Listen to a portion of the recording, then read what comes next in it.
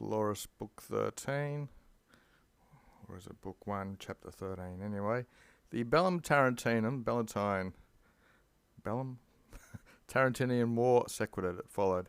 It was one indeed in its title and in name, but it was a multiplex, a manifold victory, so it was a bit complicated. Hoc, probably in this, Anum 4, for in this the Campaignos, they're in the accusative, the Apulos, and I guess that's a capital letter in English, the Lucanos, and the head of the war, or the driving force of the war, the Tarentinos. This is the total of Italy, this is all of Italy. And with all of these, omnibus his, was this guy in the accusative, Pyrrhum, the most clarissimum king of Greece, the most famous king of Greece. And so the reason they're in the accusative, because involved. So this involved all those guys in the accusative. And this was one ruin or complete downfall, equally as if it was. Veluti means as if. So all these people were defeated. And in this eodem tempora, at the same time, also consummated or consumed all of Italy, and it all spiced triumphs transmarinos across the sea. So obviously they went and defeated, after they'd done Italy, they took on this famous Greek guy. So Tarentum, the work of the Lacedaemonians, God I hate these long words, the Spartans anyway. Quondam, once upon a time, what we got was the head of Calabria, probably the capital city, and of Apulia, and all of the totus of Lusania. With its multitude, looks like we've got probably both here, because the qui would be an et. Magnitude of its walls and its port, which is noble, grand or something. What have we got? Tuum, then it was very mirabilis in its site. It was situated in a very place you could admire that they put it there. Quippy sense in itself of the Adriatic Sea. It was posited, so it was situated in the Forcabus, which is the jaws of the mouth of the Adriatic Sea, into all territories and all lands in the accusative. This place, Istria, Illyricum, what's that, Pyrrhus or something in English. This other place, and then Africa and Sicily. You could set your sails. You could sail out from there, velas, sails. In minute, if you want to take that N, there's another M. It could be imminent, so hanging over to the dative, to the harbour, the port. It was placed to prospectum of the sea. You could get a good viewpoint over the sea from this, I'm guessing the theatre. I don't know what this Marvis is. So the theatre was placed imminent or hanging over the port, where you could get a good prospect of the sea, which indeed was the cause of the misery of this civilization, or of this city-state. It was the calamity of them all. It was its probably downfall, or it's the disaster of all of this, all of these people. Ludos forte celebrate. They were celebrating games by chance, or as it happened, when ad remiganting to the shore, literally shores in this translation, I think you could probably just singularize it. They saw Vidiant. That's in the subjunctive there. They saw the Roman fleet rowing to the shore, and Ratai hostem, thinking they were enemies, they micanted. And without discrimination, they insultanted. So this can mean jumping about and insulting. So they jumped up and, without discriminating, started shouting at them. For who or from where are these Romans? So it's a question here with a question mark. So who are these Romans and where are they from? And neither was there a satisfactory answer. I'm guessing the next satis means adorat. Something was at S, something was at hand. Without delay, here it is, it's a legation, or a delegation, you might want to say in English. A delegation was there without any delay, bearing a querulum, a complaint.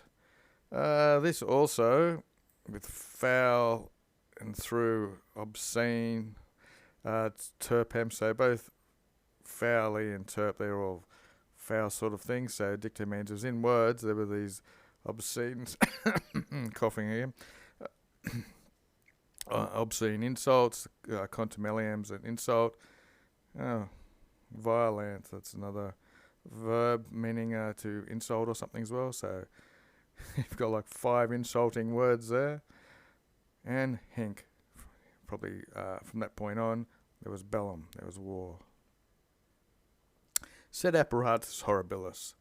So the apparatus, the preparations was horrible, so a bit scary, when so many people, populi, at the same time, on behalf of the Tarentinus, they consurged up, and more vehement was Pyrrhus than Omnibus, than all of them, who was a semi-Greek, from the Conditors Lacedaemon, from the Spartan founders. He was going to Vindicaturus. He was about to vindicate or avenge or defend the city with all these totus viribuses, with all these forces of Epirus, Thessaly, Macedonia, and unknown in that time elephants. Of the sea, or in the sea, on the land, with man, with horsemen, with arms, and added terror above this was coming of wild animals. So I take it that's the elephants. And we'll scroll a bit. Okay, Daily Dictionary. Violo, violus, violare, violatum, all this violent stuff. Translation: violate, dishonour, outrage. I don't know if there's any more than that. You probably go to Lewis or Short. This is the peasant's version of a dictionary to violate, dishonour, or outrage. Back to the plot. Where were we? Apud the Heracleanum, that'd be a place in Campania, and the Liris Fluvium, which is a river. While Lavinus was the consul, there was the prima pugna at this place, the first fight, which was so atrocious or fierce that the praefectus Obsidius, the guy in charge of the Ferentine squadron or Termazzic squadron, or he was in Vectus again, past passive here. He was carried in on some horse or whatever vehicle into the king, and it turboravited him, it confused him, and it coagerated him, it forced him. Having projectus away all these insignia, having thrown away all these insignia, it forced him, this is a verb, takes the infinitive, to accedere the battle. He left the ablative, he left the battle. Actum erat.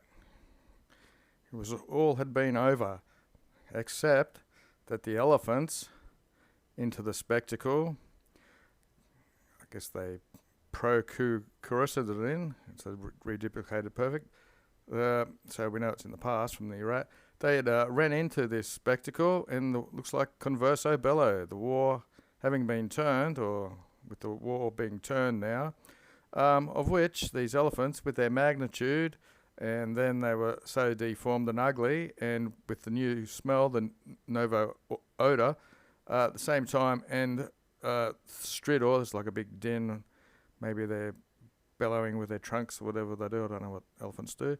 The equi, the horses, were consternati, they were very concerned and consterned, I don't know if that's an English word, but they were uncomfortable, so the war turned. And this was with the unknown belluus, the unknown beasts. For themselves, it was amplier than they were. I'd say more scarier than they were, more to be suspicious of. Suspicio literally means to look up to, but looks like these animals got scared. And it looks like the horses or the army dederanted fugum. They gave flight widely and stragum. There was a bit of slaughter widely here and there, far and wide, whatever you want to say. In Apulia, it's a place, Dende then, or next, looks like the next demarcatium was, the next fight was, at Asculum in Apulia, and it looks like it turned out Melius better. And this time, Curio and Fabrico were the consuls. Already, since the terror of these beasts had flown away, ex oliva, it had grown old, basically, literally ex oliva, it means it's grown old, so they'd grown used to them. The terror wasn't so strong. And is that Gaius? Maybe that's misspelled. Gaius Numicius of the 4th Legion, Hystastus, is a guy who holds a spear in the front row. He abscissed, having cut off one of the proboscides of one of them. The proboscide would be the manus, the trunk, and he extenderated. He had shown that the belluas were able to be moride, to be killed. Almost done, idiqui. And so, into these beasts themselves, pillar. These are some pikes or some sort of long shaft with a spear in, where these javelins were congested. They were stuck together into the animals. And in the turrets, there's little towers they put on the back of elephants. Faces, which are faxes, which are brands of the vibrating enemy. The whole ag mines, whole columns of these shaking enemies were covered, or puera wanted, in burning ruins, basically. So these little turrets must have been able to burn. Maybe they're made of bamboo or wood or something that burns. Okay, since this isn't poetry, it's probably vibrator facies. If I use it for swords a lot. You vibrate your sword, means you're brandishing it, so they probably go together anyway. Neither was there another end of this disaster, a finis of the clade. Then, I don't think that's soon, I'm pretty sure night drove off, night ended the battle. And finally, postremus, the Rex, in brackets, himself, by his satellites, by his close bodyguard or something. He was Sorcius, he was wounded. He went off fuganting him away. He was running away on his own arms, on his own shield. His satellites carried him off. They referred to him in some act of flight, and that's it.